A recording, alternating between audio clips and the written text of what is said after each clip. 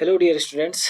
अभी हम नाभिक वाले चैप्टर का इम्पोर्टेंट क्वेश्चंस और इम्पोर्टेंट टॉपिक्स देख रहे थे। तो चैप्टर 13 ये है। इसके लिए अब हम कुछ क्वेश्चन देखेंगे जो पहले पूछे गए हैं और इसी टाइप के क्वेश्चन जनरली आते हैं। तो कुछ ऐसे क्वेश्चन होते हैं जिसमें आपको बाइंडिंग एनर्जी की मदद से न्यूक्लियर फिशन और न्यूक्लियर फ्यूजन यानी विखंडन और संलयन, इसमें विमुक्त ऊर्जा निकालनी होती है। तो ऐसा एक सवाल है हमारे पास। एक भारी नाभिक है, इसको हमने पी नाम दे रखा है। इसकी द्रव्यमान संख्या 240 है और इसकी बाइंडिंग एनर्जी पर न्यूक्लियॉन यानी प्रति न्यूक्लियॉन बंधन ऊर्जा दे रखी है 7.6 MeV। तो ये Be पर न्यूक्लियॉन है।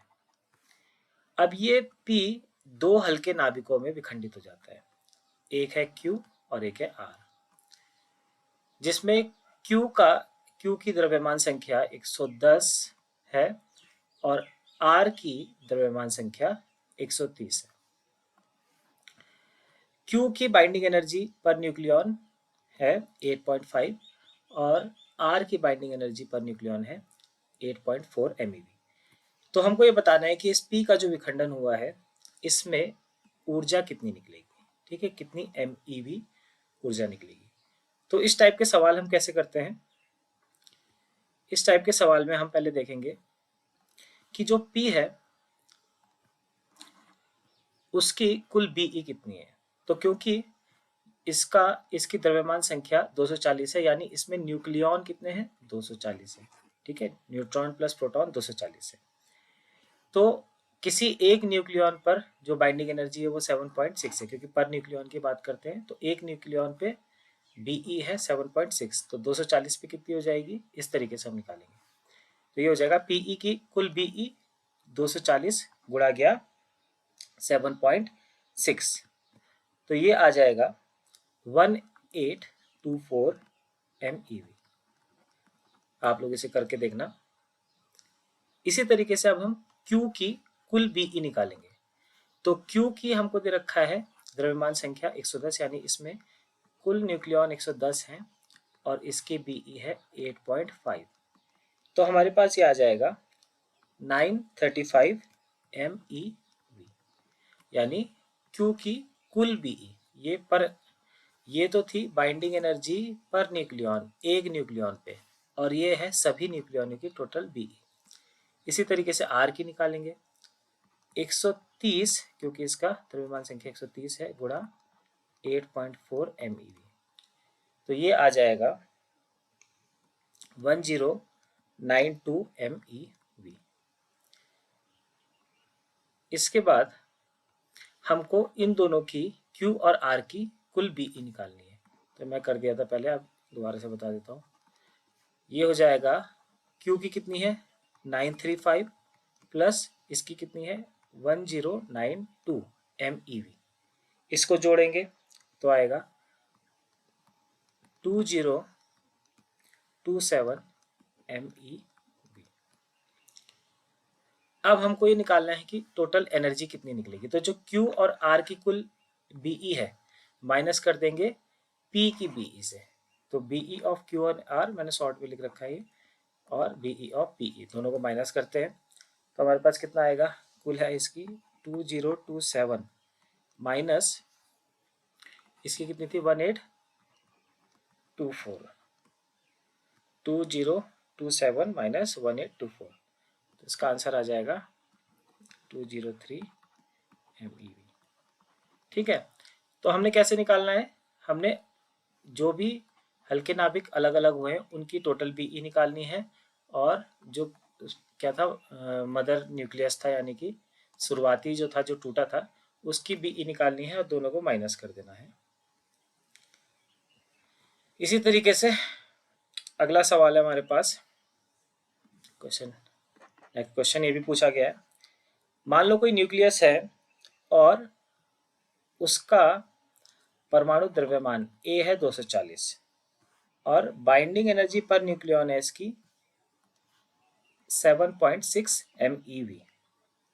अब ये जो एक्स न्यूक्लियस है ये टूट जाता है दो अवयवों में। पहला, दोनों सेम अवयव है, ठीक है, दोनों अवयव एक जैसे ही है, यानी एक दोनों का द्रव्यमान संख्या 120 है और MeV जो बाइंडिंग एनर्जी है वो भी 8.5 है, बाइंडिंग एनर्जी पर न्यूक्लियन है। तो विमुक्त ऊर्जा कितनी होगी वही करेंगे। जो अवयव है उनकी कुल हमको बाइंडिंग एनर्जी निकालनी है, और जो शुरुआती था जो टूटा हुआ है उसकी बाइंडिंग एनर्जी से माइनस कर देना है। ठीक, तो हमारे पास पहले हम निकाल लेते हैं इस x की बाइंडिंग एनर्जी कितनी होगी। तो इसको हम 240 इंटू 7.6 कर लेंगे। ठीक है, इसी तरीके से हम इन अवयवों की निकाल लेते हैं। तो अवयव क्या है, सेम है, तो सेम एक की बी निकाल के 2 से मल्टीप्लाई कर लेते हैं। तो एक की बी कितनी हो गई, 120 इंटू 8.5 इंटू 2, ये हो जाएगी। ठीक है, अब क्योंकि इसमें भी 240 है, इसमें भी 240 बन जाएगा, तो हम इसको कॉमन लेके कर सकते हैं। अभी देख लेते हैं इसको। तो एनर्जी रिलीज एक्स की और जो अवयवों की है वो माइनस कर लेते हैं। तो 240 इंटू 7.6 माइनस 120 इंटू 8.5। ठीक है,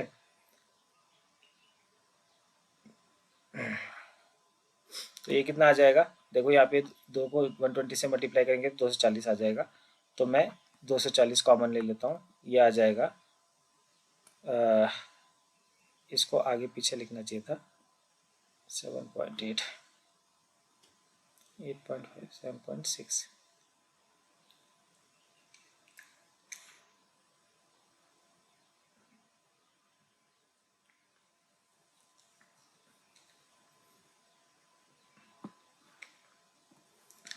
तो अवयवों की बाइंडिंग एनर्जी, और इसको उल्टा लिख दिया मैंने यहाँ पे, इसको ऐसे करना चाहिए था, जो एनर्जी रिलीज है आगे पीछे लिख दिया, बस ये हो रहा है इसमें। तो हमारे पास क्या आएगा, हमारे पास आ जाएगा जो कुल विमुक्त ऊर्जा है,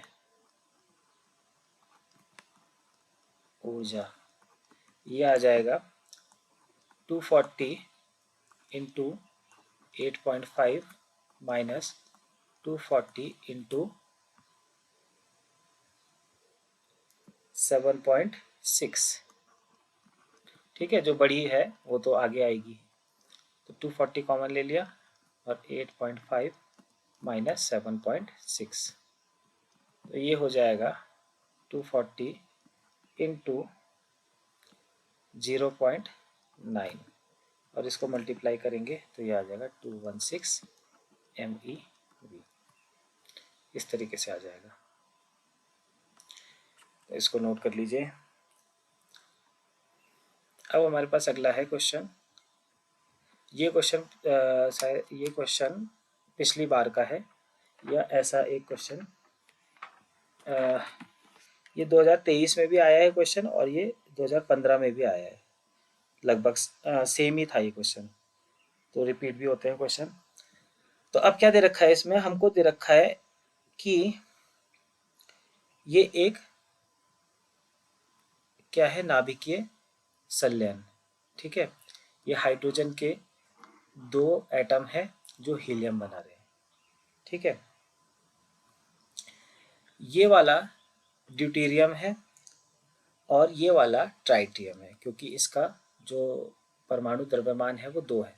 ठीक, यानी कि हाइड्रोजन के अंदर 2 न्यूक्लियन है, इस हाइड्रोजन में 3 न्यूक्लियन है। तो यह जब दोनों जुड़ रहे हैं तो एक हीलियम का नाभिक बन रहा है, यानी 4He बन रहा है, और एक न्यूट्रॉन बन रहा है। ठीक है, तो इन सभी का मास हमको दे रखा है, ये यहाँ पे सबका मास दे रखा है, और हमको ये निकालना है कि इस फ्यूजन की रिएक्शन में क्या एनर्जी निकली है। ठीक है, जो भी नाभिकीय संलयन हो रहा है उसमें कितनी ऊर्जा निकलेगी। तो हमको क्या करना है, हमको मास दिया है तो मास के हिसाब से निकालेंगे। देखो, जो भी मास दिया गया है ये दे रखा है, ठीक है, ये गिवन डेटा है इतना सारा का सारा। तो जो भी मास दिया गया है वो AMU में दिया गया है, और AMU को जब हम एनर्जी में कन्वर्ट करते हैं तो कैसे करते हैं, मल्टीप्लाई कर देते हैं 931.5 MeV। ठीक है, तो इतना MeV पर ये C² हो गया यहाँ। ठीक है, तो इस तरीके से हम निकालते हैं। तो हमको सीधे सीधे मल्टीप्लाई कर देना है। ठीक है, यानी जो भी हमारे पास आएगी वैल्यू उसको 931.5 से मल्टीप्लाई कर देंगे। तो हमारे पास क्या इक्वेशन बनेगी, पहले हम देखते हैं जो हमारे पास इस साइड थे, ठीक है, right hand side, left hand side, जो लेफ्ट हैंड साइड में हमारे पास न्यूक्लियस है उनका मास जोड़ लेंगे और माइनस कर लेंगे जो राइट हैंड साइड में हमारे पास न्यूक्लियस है। तो हमारे पास यहाँ पे मास डिफेक्ट आ जाएगा कि इन दोनों का मास, इन दोनों के न्यूक्लियस का द्रव्यमान और इनका द्रव्यमान में कितना अंतर है। ठीक है, ये हमको पता लगाना है, और जो अंतर होगा है ना, जितने भी AMUs में अंतर आएगा उसको 931.5 से मल्टीप्लाई कर लेंगे। यहाँ जगह नहीं है, मैं इधर कर लेता हूँ, तो पूरा लिख लेता हूँ एक बार। कितना आ रहा है, Q is equal to mass of 12H plus mass of, इधर कितना था 31H, फिर माइनस उधर क्या बना था, हीलियम बना था, mass of 42He, and minus इधर क्या, एक और क्या था, एक न्यूट्रॉन था, तो mass of neutron M of N लिख दो सीधा सीधा, ये हो गया। अब सबके मास रखते हैं हम, ये यहाँ पे दे रखे हैं,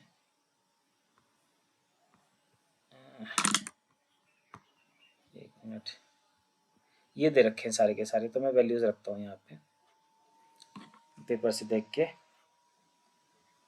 तो हमारे पास है पहले 2.014102, ये हो गया पहले ड्यूटेरियम का।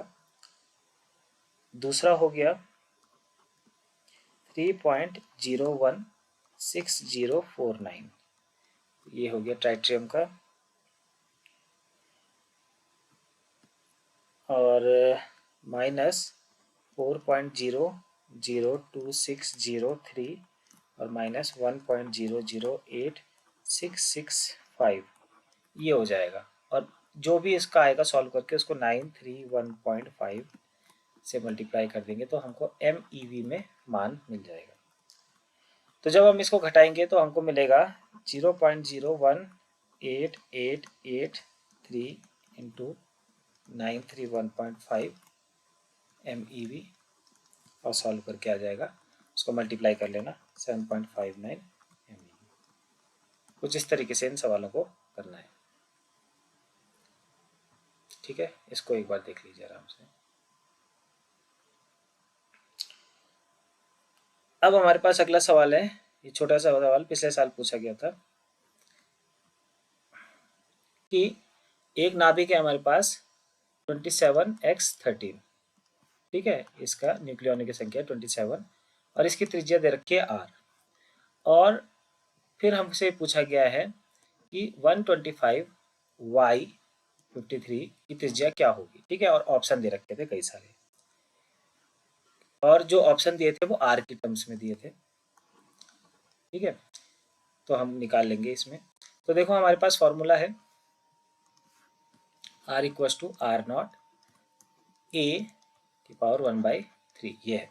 तो पहले हम इस x के लिए निकालते हैं, इसकी रेडियस है r, तो इस रेडियस का मान कितना आ जाएगा, r इक्वल्स टू a0 या r0, और a कितना है इसका 27 की पावर 1/3, और 27 का क्यूब रूट कितना होता है 3, तो 3r0, ये हो जाएगा।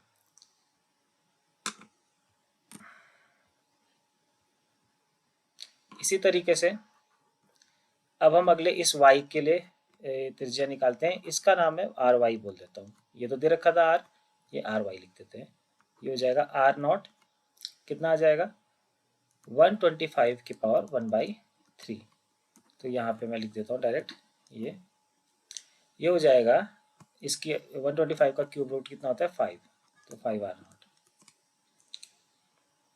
ठीक है, अब दोनों को डिवाइड कर लेते हैं, r upon r y equals to 3r0 upon 5r0, r0 से r0 कट जाएगा, ry का मान कितना आ जाएगा, ry इक्वस टू, ये इधर चला जाएगा, इधर आ जाएगा 5/3r, और ये 5/3r आंसर में दे रखा था। बस ये निकालना था, बहुत सिंपल है।